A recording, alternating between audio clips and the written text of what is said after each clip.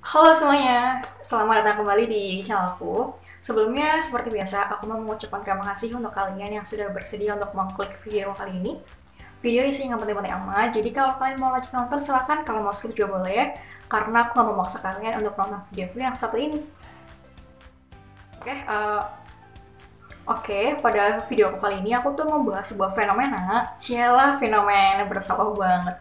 Ya, fenomena di mana terjadi pada kebanyakan mahasiswa yang hampir terjadi di seluruh kampus yang ada di Indonesia kayaknya ya. Dimana semakin naik semesternya, semakin merasa salah jurusan. Dimana salah jurusan ini juga ternyata dialami oleh aku. Dan benar bahwa salah jurusan ini benar-benar berat banget, benar-benar kayak beban. Terus sering banget tuh nanya sama diri sendiri, kira-kira aku bisa nggak ya lulus tepat waktu? Kira-kira aku bisa nggak ya ngerjain tugas akhirku, ngerjain skripsiku? Dan banyak pertanyaan lain yang muncul di kepala mahasiswa yang merasa salah jurusan ini. Nah, makanya aku bikin video ini untuk sharing ke kalian, untuk orang-orang sepertiku mengalami hal yang sama, dan buat kalian juga yang ingin menentukan sebuah jurusan supaya tidak salah dalam melangkah. Karena benar-benar bahwa salah jurusan itu menentukan kalian banget, menentukan kalian ke depannya mau ngapain. Jadi jangan sampai fenomena salah jurusan ini populasinya semakin bertambah.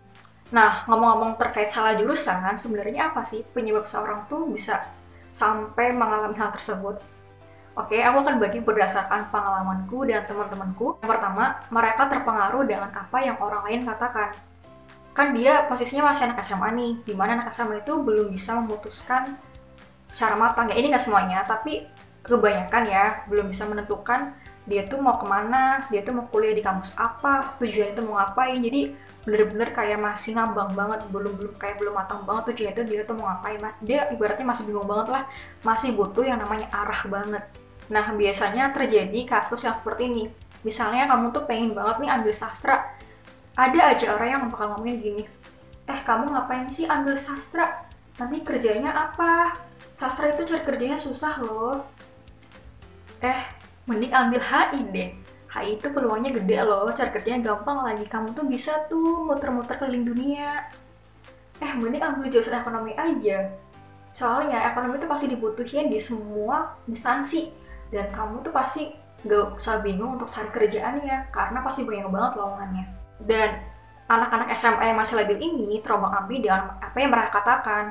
Jadi kayak ngerasa, oh iya ya benar juga. Sehingga apa yang orang lain katakan itu sangat-sangat mempengaruhi keputusannya dia. Oh iya ya benar juga, ngapain ya aku ambil sastra? Cari kerjanya juga belum tentu dapet. Kerja mau apa lagi? Iya ya benar juga, aku ambil jurusan ekonomi biar jadi kayak Bu Sri Mulyani yang bisa jadi menteri perekonomian. Terus emang lowongan ekonomi juga banyak sih. Dan akhirnya mereka tuh kayak, ya udahlah, mengikuti apa yang orang lain katakan gitu. Padahal apa yang orang lain katakan itu sebenarnya hanya kesenangan belaka, kesenangan sementara doang. Dalam arti mereka tuh nggak bener-bener nggak minat untuk kuliah di HI misalnya atau di ekonomi misalnya, tapi sebenarnya diminatnya adalah kuliah di sastra. Tapi karena beda tentang kerjaan mau jadi apa, ya akhirnya ya terpengaruh, terhasut oleh omongannya mereka. Yang kedua adalah perdebatan menentukan jurusan dengan orang, karena kan orang tua juga pengen ya memberikan yang terbaik juga untuk anaknya, tapi nggak semua juga orang tua pengen mendengarkan apa yang diinginkan oleh anaknya. Misalnya kamu tuh pengen sastra, tapi orang tuanya kamu tuh nyuruh kamu buat ambil yang namanya hukum. Kamu nggak minat banget tuh yang namanya hukum, tapi karena orang tuanya kamu minta dan kamu tuh kayak nggak bisa ngapa-ngapain, kamu dalam arti nggak bisa memutuskan untuk diri kamu sendiri, belum bisa berdiskusi sama orang tua kamu, akhirnya kamu lebih milih keputusan orang tuanya kamu. Dan ketika kamu menjalani kuliah, ternyata kuliah hukum berat juga ya, ternyata nggak gampang loh ngejalaninnya, gue harus ngapain pasal-pasal. Yang ketiga adalah pilihan, ya udahlah yang penting kuliah aja. Kayak mau masuk PTN itu kan pasti ada yang namanya tes ya, ada SBMPTN, SNMPTN dan sebagainya. Biasanya ada orang-orang yang ngerasa pilihan jurusannya itu lihat passing grade-nya dulu, passing grade yang terkecil, dimana dia tuh yang penting bisa masuk ke universitas itulah, atau yang penting yaudahlah yang penting aku bisa kuliah di sana gitu. Tapi ada juga yang benar-benar mementingkan apa yang diminati dulu daripada yang gak diminati dulu. Jadi misalnya gini, prodi 1, 2 ini adalah prodi yang disukai, prodi yang kira-kira bakal minatnya dia tuh besar banget. Nah, prodi yang ketiga ini prodi yang emang benar-benar dia gak sukai, jadi cuma buat cadangan doang. Kalau misalkan nggak keterima, yang penting aku masih bisa kuliah di sini, yang penting aku masih bisa kuliah tahun ini gitu. Ternyata pas pengumuman tes tiba lah, dia keterima di prodi 3, prodi yang sama sekali nggak diminati. Tapi pada akhirnya dia tuh ngejalanin yang penting, ya udahlah, aku udah terima di kampus negeri ini kok. Ya udahlah, yang penting aku kuliah di kampus yang udah aku pengen. Masalah jurusan mah ntar aja deh, karena aku bisa beradaptasi. Nah, yang keempat ini adalah bener-bener kepentok banget. Misalnya kamu tuh kuliah di kampus yang ada di daerah kamu, yang mana sebenarnya di kampus tersebut tuh nggak ada jurusan yang kamu minati, atau mungkin ada jurusan diminati tapi gelarnya itu gak yang kamu pengen gitu. Misalnya nih, kayak aku kan kuliah di Politeknik, ada di kotaku gitu kan. Nah, aku tuh milih karena yang di D4 ya cuman jurusanku doang, teknik informatika, nggak ada lagi.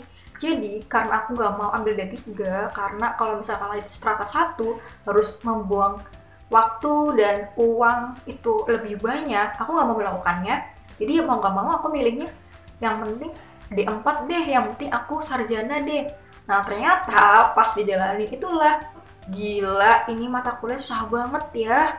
Gue ngoding error dikit aja, gue kayak udah keringetan kayak lari maraton 5 kilo cuy. Nah, itulah penyebab mereka itu salah jurusan. Nah, terus solusinya apa? Kalau sudah merasa salah jurusan, menurut aku solusinya ada 3. Pertama, bertahan. Kedua, pindah. Yang 3 adalah keluar. Tapi dari ketiganya, harus dipertimbangkan secara matang. Jadi nggak boleh diputuskan secara salah-salah, supaya nggak menyesal di kemudian hari. Nah, pilihan bertahan juga ada 2. Yang pertama, belajar menyukai apa yang menjadi jurusanmu, belajar menyukai mata kuliah apa aja yang menurutmu terasa berat dan kamu tuh harus belajar 10 kali lipat lebih ekstra untuk menyukai hal tersebut. Yang kedua adalah dengan tetap bertahan, tapi kamu tuh melakukan sesuatu yang menjadi ketertarikan sesuai dengan minatmu. Misalnya nih, kamu tuh merasa salah jurusan di teknik informatika dan kamu tuh tertarik sama dunia bisnis. Ya udah, kamu ngejalanin dunia bisnis, tapi kuliahnya kamu juga tetap jalan. Kamu tetap usaha untuk melakukan terbaik untuk kuliahnya kamu. Karena akan lebih baik kamu tuh melakukan sesuai bidang yang kamu minati daripada kamu gak melakukannya sama sekali. Karena emang sangat disayangkan waktu yang akan terbuang sia-sia untuk dirinya kamu. Jadi paling nggak ada sesuatu yang bisa dikembangkan, bisa untuk dibanggakan dari dirinya kamu sendiri. Yang kedua adalah pindah dari jurusan yang kamu sukai ke jurusan yang kamu minati banget.